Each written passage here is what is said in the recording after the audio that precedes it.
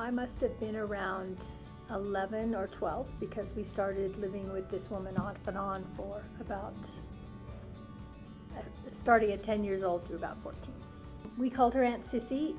She was a single mother in our neighborhood. She had 3 of her own kids, and she would take in neighborhood strays, sort of give us a place to stay and a place to eat.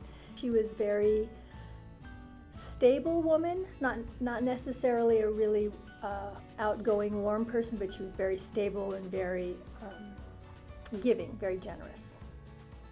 We never cooked them outside of Aunt Sissy's house, except for the one time when I cooked it as a newlywed. But the recipe was very, very simple because she was working with like 6 kids trying to get a meal on the table.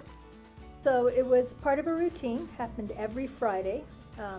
Whichever kids were living in the house at that time, we'd get together and we'd all work together to put together a meal of porcupine meatballs, mashed potatoes, super sugary iced tea, and brownies.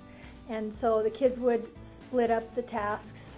Of course, there were favorite tasks and there were less favorite tasks. Like nobody wanted to put their hands in the cold meat sauce, a cold meat mixture, but everybody wanted to make the meatballs. So we kind of had to work together to figure out who was going to do what and what was fair based on last time. And then once we all ate, we waited for the brownies because that was the thing, then we all just sat down on the floor and we watched creature features.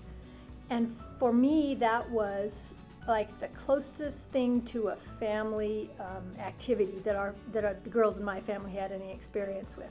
So it meant a lot to me. It reminded me what family was like, and it helped me remember what I wanted to get back to when I was an adult.